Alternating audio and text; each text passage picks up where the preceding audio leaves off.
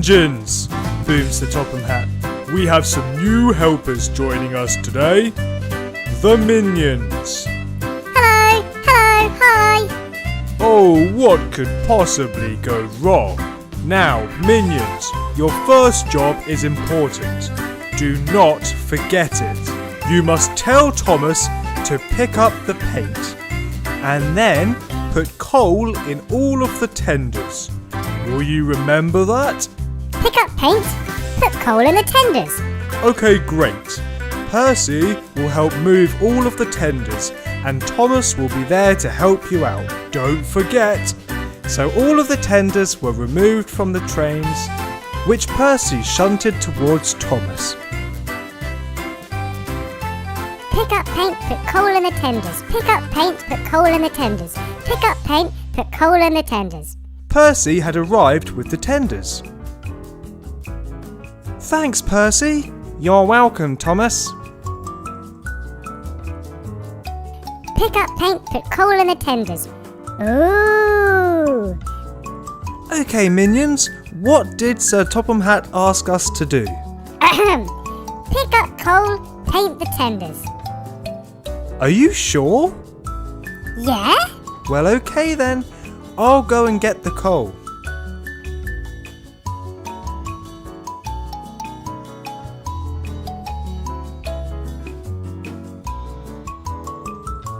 As Thomas collected the coal, he noticed Sir Topham Hatt wanting him to stop at the next station, so he did. Thomas, why have you picked up coal? The Minions said to pick up coal and paint the tenders. Oh no! Pick up paint and put coal in the tenders. You must stop them before they paint the tenders. Oh no!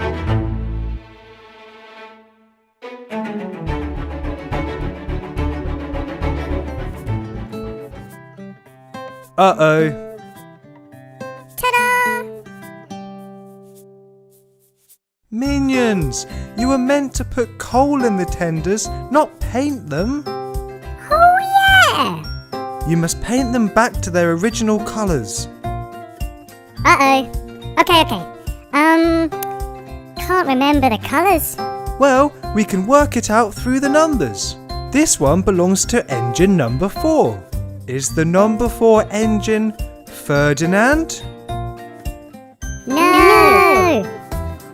Is it James? No! Is it Gordon? Yeah! So paint that tender blue. Okay, next one is the number 5 tender. Which train is number 5? Is it Hero? No! Is it Donald? No! Yeah! No! Is it James? Yeah! So you must paint that tender red. The next tender doesn't have a number, but it has the logo of the logging company. Who works at the logging company? Is it Douglas? No! Is it Hero? No! Is it Ferdinand? No! Yeah! So you must paint that tender blue. Now, this tender belongs to the number 51 train. This one is slightly harder. Is it Donald? No! Is it Hero? Yeah! So you must paint that one black.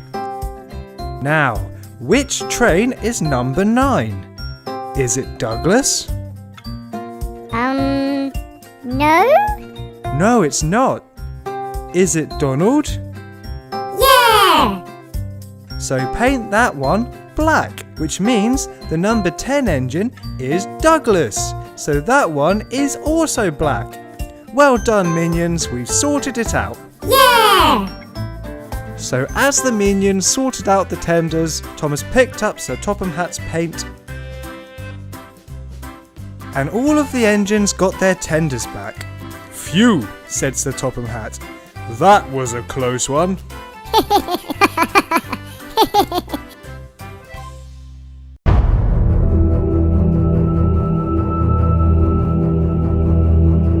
Huh?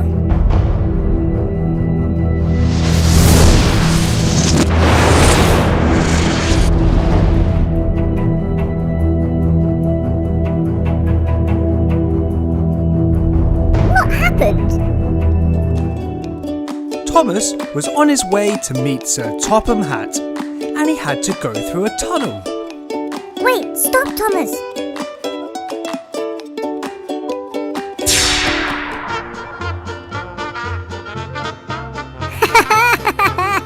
Oh no! What just happened? I'm pink! That tunnel made me pink! Ooh, our turn, our turn. Ooh.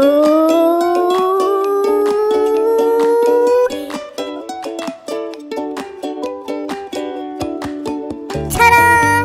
Huh? Oh, it didn't work. Thomas arrived at Chatsworth Station. Ah, Thomas, boomed Sir Topham Hatt. I have a special for you. You must pick up the kids from school today. I can't, sir. I'm all pink. They'll all laugh at me. A tunnel made me pink. Nonsense, replied Gordon. Tunnels can't make you pink. It did for me. It was a magic tunnel. Well, we'll see about that. I'm going to go through the tunnel. And Gordon left to find the magic tunnel. Out of my way! Important engine coming through! Oh no! Thomas was right! Now I'm pink too! Oh, the indignity! Oh, idea! What? Follow me!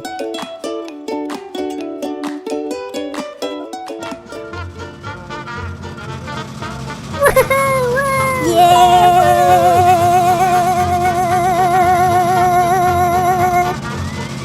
Woohoo!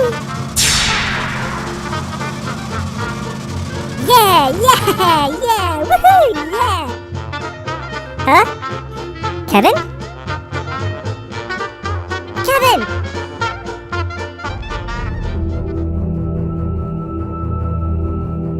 No, Kevin! Kevin! Nya, nya, nya, nya, nya, nya, nya, nya. Uh-oh.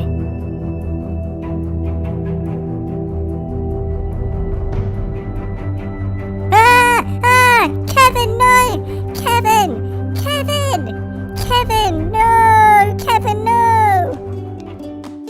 Meanwhile, Belle bumped into a very pink Gordon. Oh, what happened to you, Gordon? You're all pink. Oh, quiet, Belle. It was a stupid magic tunnel. I want to be pink. You must show me where the tunnel is. Oh, fine. Follow me.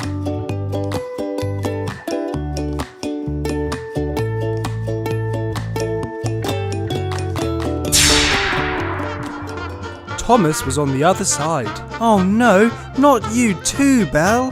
I wanted to be pink, Thomas. How are we ever going to change back to blue? Asked Gordon. All three engines began to think. Kevin, stop! Kevin, stop!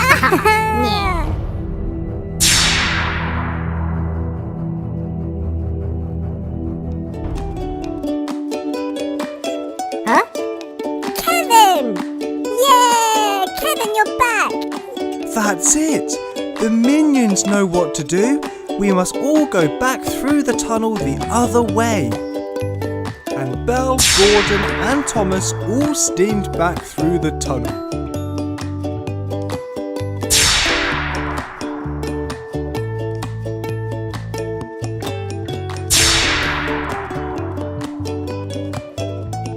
Ah, that's better, said Gordon. Oh, look, there's Diesel 10. Shh, no one tell him about the pink tunnel.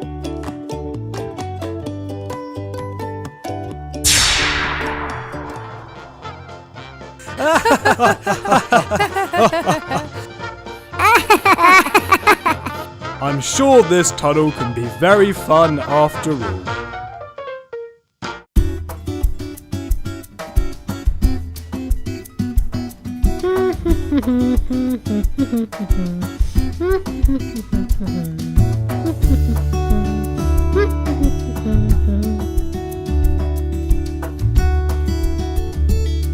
Morning. Good morning.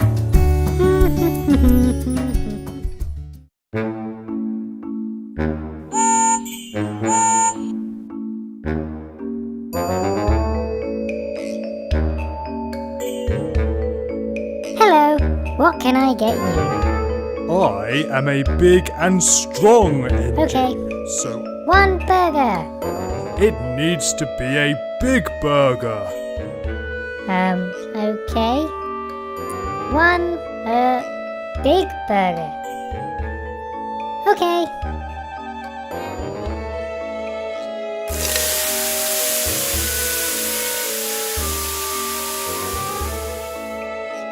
Ta-da! That's not a big burger. That thing's tiny. Make me a bigger one. Okay. Bigger burger. Bigger?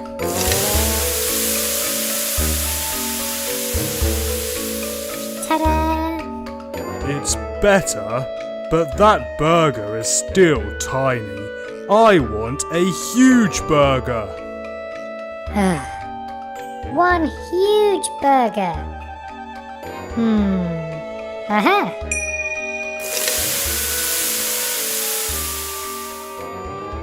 Oof. Well, hey! That is 1 huge burger. Ah, yeah. Eh? What? What? Where's it gone? Where's it gone? What?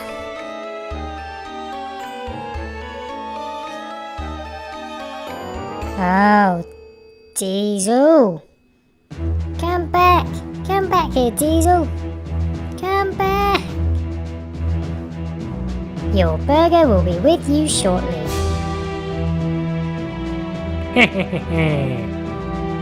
Stop. Stop.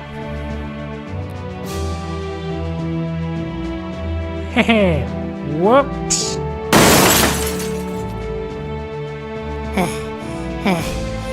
Oof. Oops, clumsy me.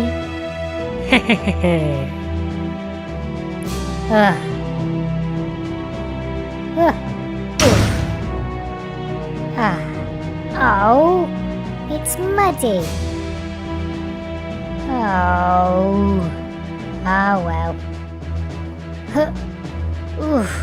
Ugh. Ugh. Ugh. Ugh. Your burger will be with you shortly. Ugh. Oof. Oof. Eh? What? Uh-oh. Ah! Ah! Shoo! Shoo! Go away! Get off! Run! Run!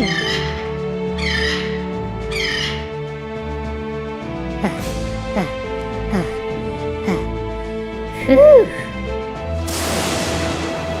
Uh-oh. Oh, it's getting wet. Ew, it's soggy. Your burger will be with you shortly.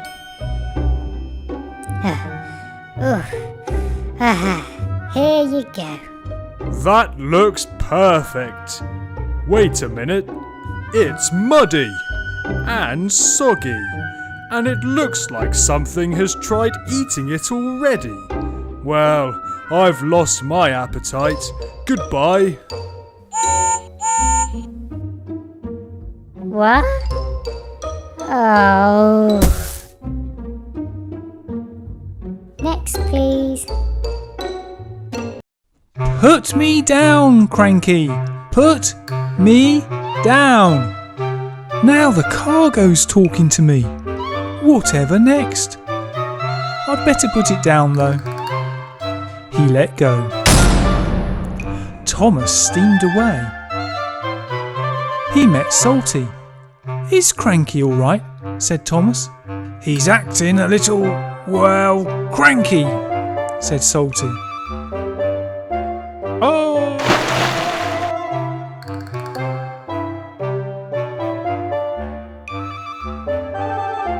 I only came for some paint, said Thomas. Keep still, Cranky said to the truck. He missed. Some workers put the paint in the truck. Thomas steamed in quickly and took the truck away. Goodbye, Cranky, said Thomas. Oh, goodbye, Gordon, said Cranky. The paint was for Sir Topham Hatt at Maithwaite Station. Thomas arrived. Ah, about time, Thomas. Let's have a look at the paint. Oh, this is no good. All the tins have broken and there's paint everywhere. Sorry, sir, said Thomas. Cranky dropped it when he was loading up. Well, it's no good to anyone now.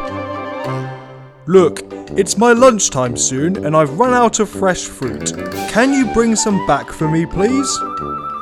Thomas left for the docks. He cleared out the broken paint pots.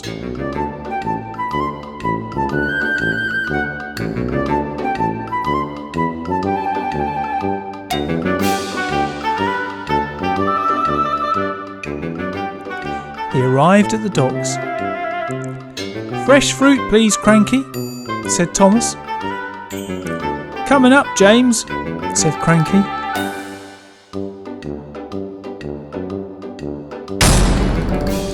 This time the crates landed in the truck.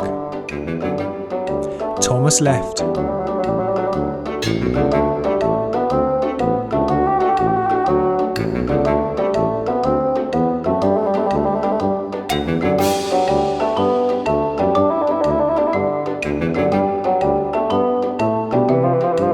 He arrived at Maithwaite.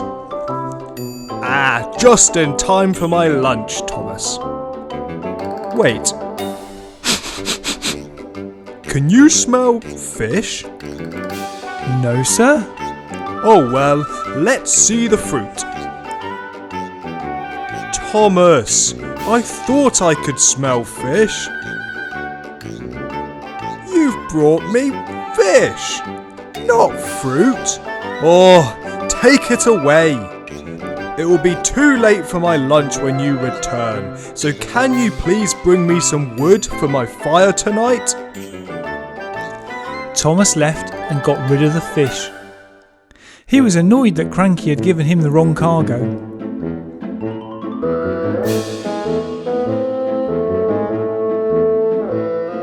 Thomas arrived at the docks. Some wood, please, Cranky, said Thomas. Coming up, Edward, said Cranky. The cargo landed in the truck again, and Thomas left.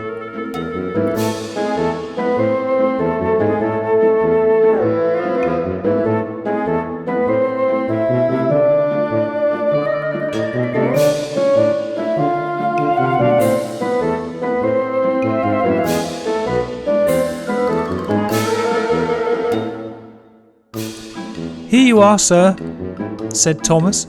Your wood. The way today's going, Thomas, I wouldn't be surprised if you'd brought me a load of old rubbish. Thomas, you have brought me a load of old rubbish. How am I going to keep warm with that? Take it away and give it to Whiff. He'll get rid of it safely.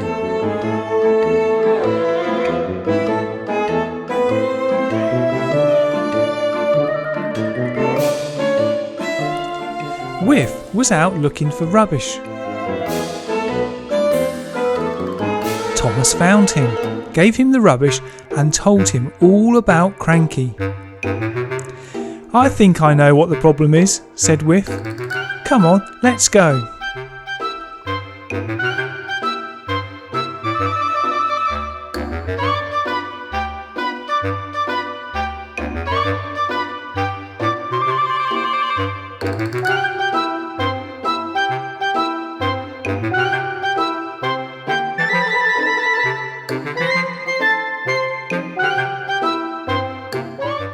They got to the docks. "Hello, Percy and Gordon," said Cranky. "I see what you mean," said Whiff. Some workers then put Whiff's idea into action. "There," said Whiff to Cranky. "How's that?" "Oh, Whiff and Thomas, when did you get here?" Whiff had bought Cranky an old pair of his spectacles, and he could now see clearly again. No more mixing cargo up. Thomas took the right cargoes to Sir Topham Hatt. Ah, thank you, Thomas. We'll get Cranky checked out properly tomorrow. I've now got fruit, wood for my fire, and more paint is on order. Thank you. Thomas smiled.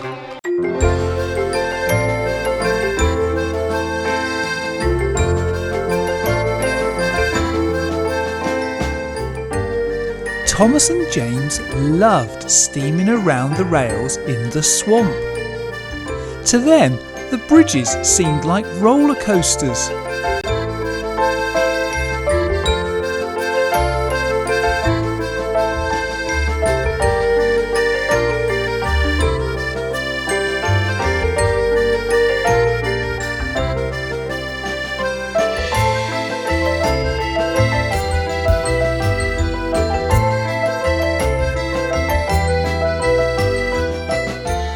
"Same time tomorrow," said James to Thomas. "Definitely," said Thomas.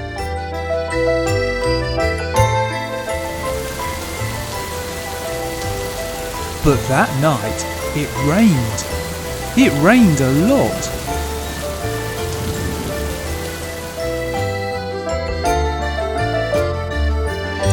Thomas and James came back the next day.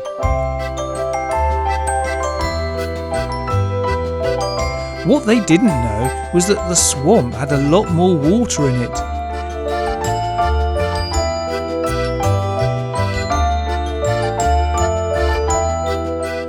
One of the bridge supports then started moving with their weight.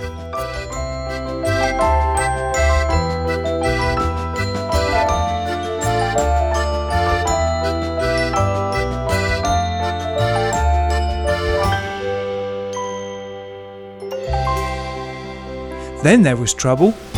All the movement had caused the bridge track to loosen. James was heading for the bridge.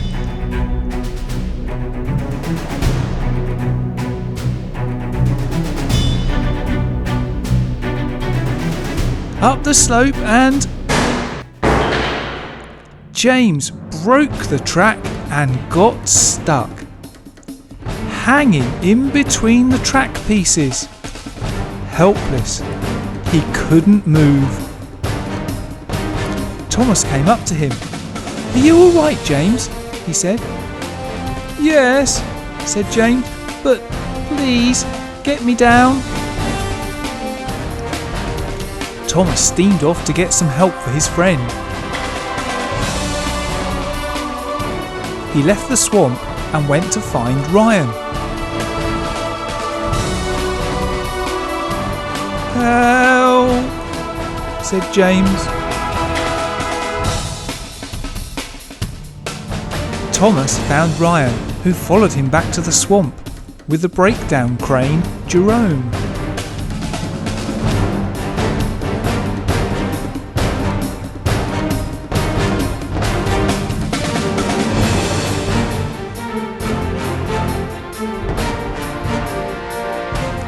Ryan's here with Jerome, said Thomas. Thank you, said James. I'm just going to reverse and Jerome will pull you, said Ryan, and he started reversing.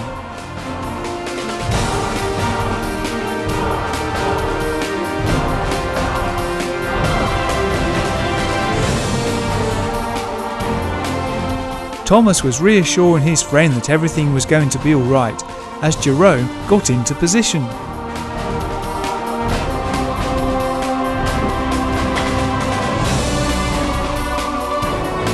Ryan and Jerome then started pulling, and slowly James got back on the track.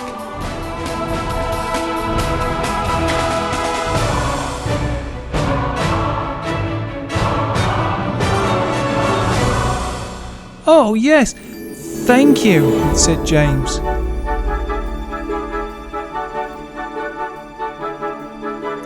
Now to repair the track, said Ryan.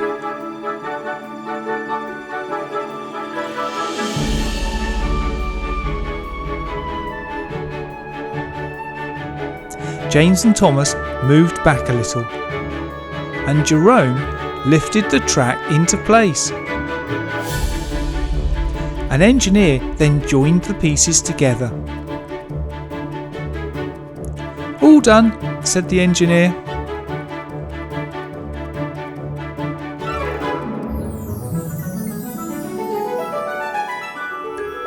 Thomas tried the bridge first, and then they all had a go.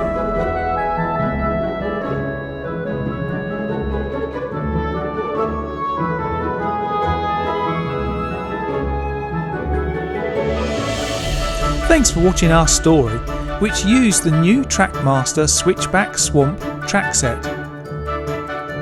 It doesn't include the Thomas engine going around the track now, but does have two wonderful bridges which give a lot of headroom to the engines going underneath.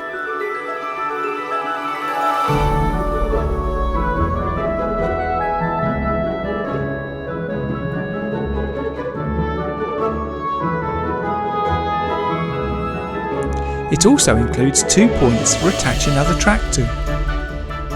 The green track of the bridges looks great when added to a bit of landscaping as shown in our story.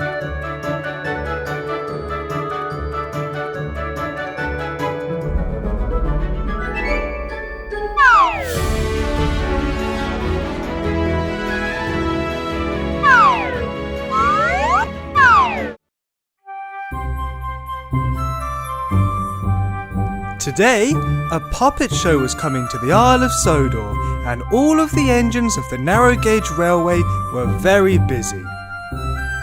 Duncan was bringing the bunting.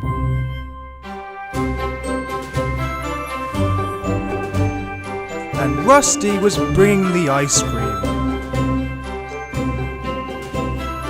It was going to be the best puppet show ever. One train had to have the most special job, to bring the puppet show. Skarloey wanted it to be him. Please, Sir Topham Hatt, may I bring the puppet show? He asked. Well, Skarloey, you have been a really useful engine recently, so yes, I trust you. You can take the puppet show. Skarloey was pleased. He coupled on and began his journey.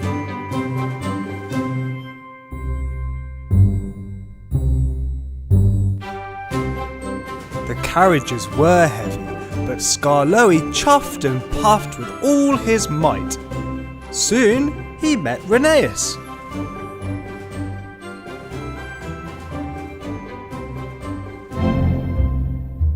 Skarloey, those carriages look very heavy. Would you like some help?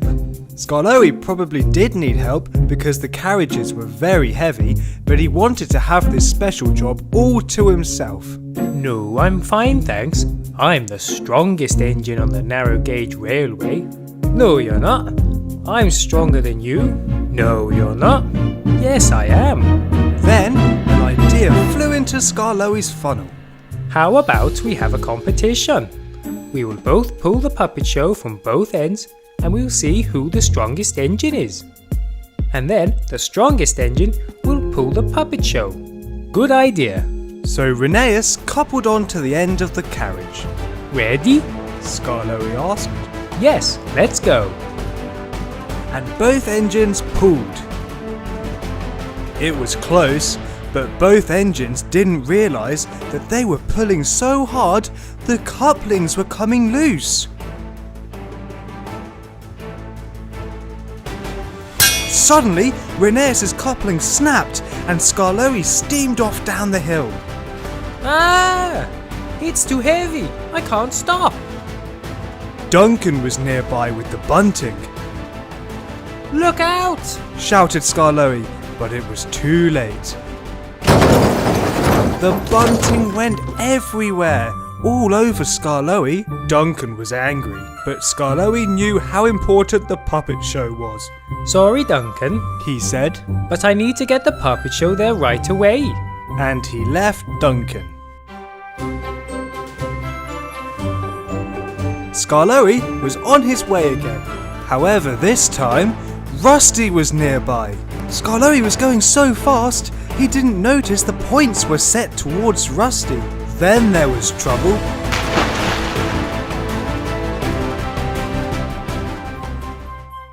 Oh no. Exclaimed Skarloey.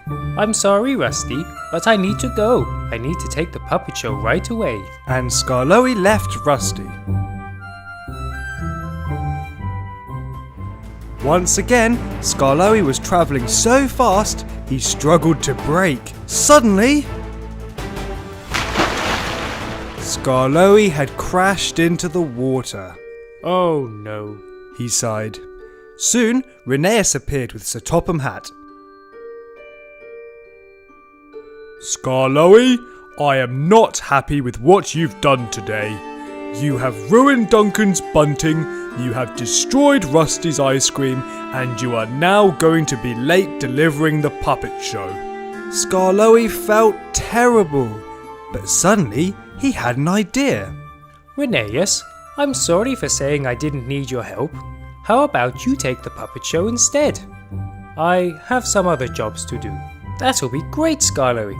Thank you very much. Rheneas pulled Skarloey out of the water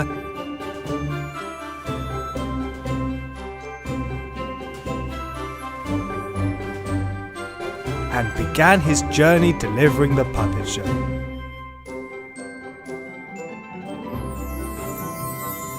Meanwhile, Skarloey caught up with Duncan and gave him new bunting, then caught up with Rusty with new ice cream. Phew, all done. Relieved Skarloey. Thank you. You did that quick, Skarloey. Later that day, the puppet show was a success. Not only did the guests have a great time, but so did the narrow gauge engines.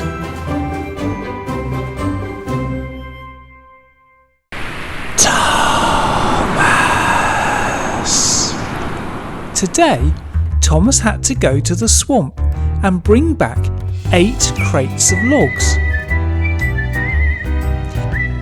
He arrived at Whistling Woods. It is said that here the trees talk to you in a scary voice in the wind. So no train uses it. Thomas! But it was a shortcut, and with the time he'd saved, he could ride the bridges at the swamp, which he liked doing. He felt brave and went for it.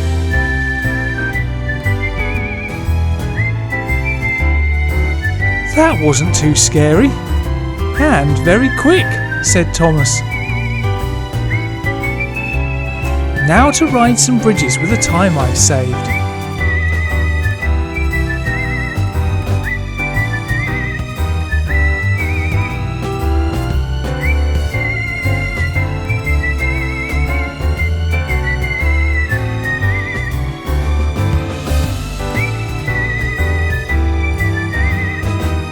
He spent some time on the bridges and went to pick up his first 2 crates of logs.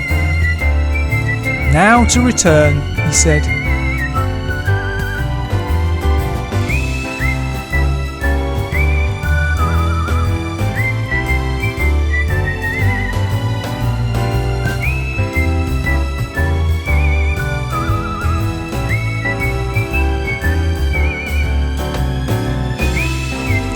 He offloaded the 2 crates and went back through Whistling Woods. The woods gave Thomas a message. Slow down, Thomas. I'm not going to slow down, he thought. I want to ride some more bridges.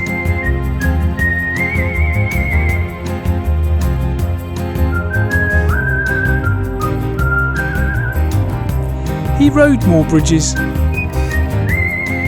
picked up the crates and off he went. And so it continued.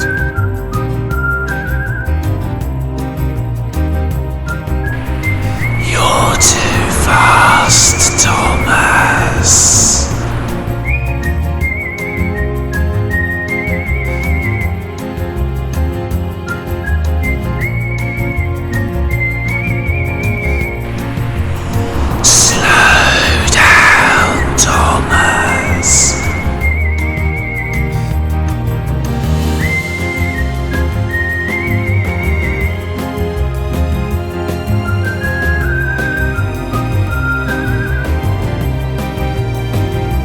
Thomas then picked his last crates up, but going through Whistling Woods, he was going too fast and couldn't stop in time. Serves you right, Thomas.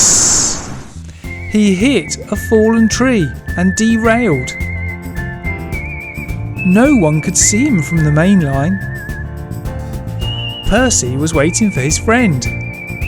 Where's Thomas? Thought Percy. He counted the crates. He must be on his last 2 crates now. I'll go and find him. Percy went down the route that Thomas should have been taking.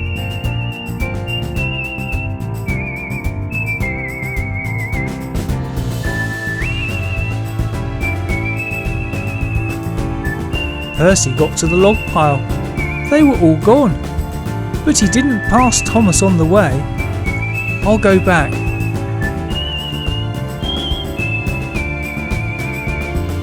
Then as he was passing Whistling Woods, he heard Percy. Percy stopped. Thomas is in here. He's in the woods. Percy stopped before entering the woods, and through the trees he could just make out Thomas. He crept forward. Are you all right, Thomas? Said Percy. Yes, said Thomas, but can you get some help, please? Percy steamed off to get help.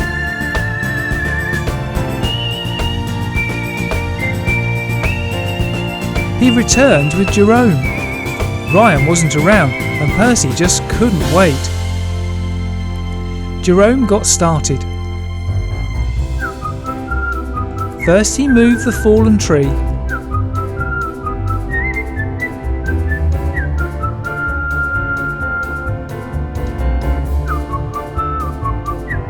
Then he pulled Thomas upright with just one heave. Thank you, Jerome, said Thomas.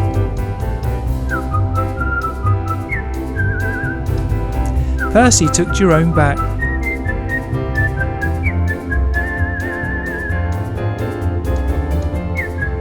Thomas unloaded his last 2 crates. Thank you for looking for me, said Thomas to Percy. That's okay, said Percy. That's what friends are for, to look out for each other. It was raining, but Spencer and Gordon wanted to have a race. Let's race, cried Spencer. But you'll get really muddy in this rain, said Percy. Oh, I don't mind, said Gordon. And anyway, the rain will just wash off after, added Spencer. Well, okay, said Percy. First one to get to the crossing wins. Ready, steady, go! And off they went.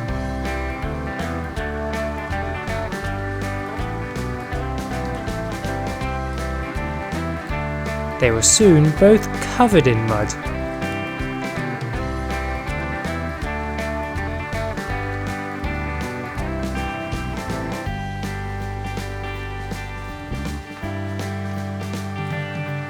It was a close race, but Spencer just edged it. "Ha ha, I win," boasted Spencer. Yeah, well done," said Gordon. "We are really muddy though." "Don't worry, the rain will wash it away," said Spencer. But the rain stopped. "Uh-oh," said Gordon.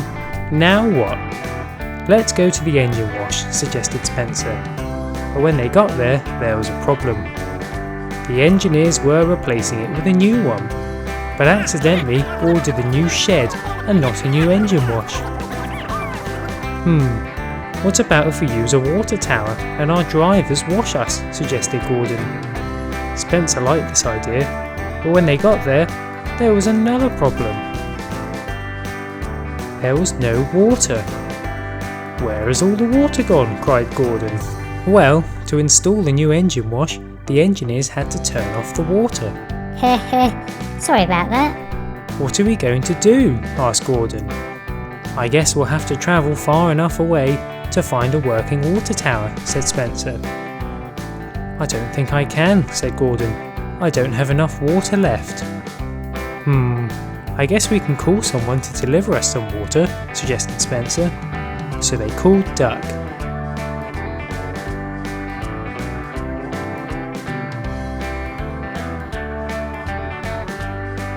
He pushed the truck over to a water tower that worked and filled it up. He then took it to Gordon and Spencer.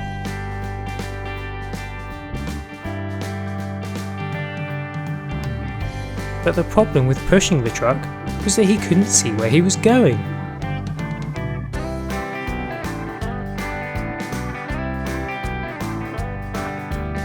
So he accidentally went the wrong way.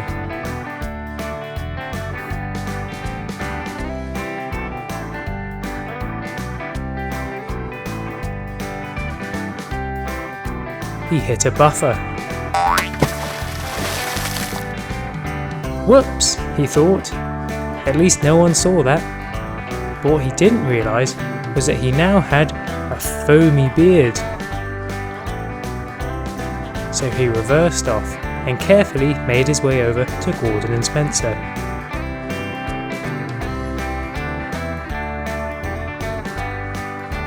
"There's Duck!"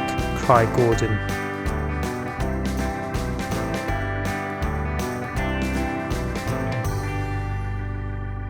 "There you go," said Duck. "Hold on," said Gordon. "Duck, since when did you have a beard?" I'm sorry?" asked Duck. "You have a big bushy beard," cried Spencer. "Do I?" said a confused Duck. "Oh, I know what must have happened," and he told them about his crash with the buffer. So the drivers got out and cleaned their engines.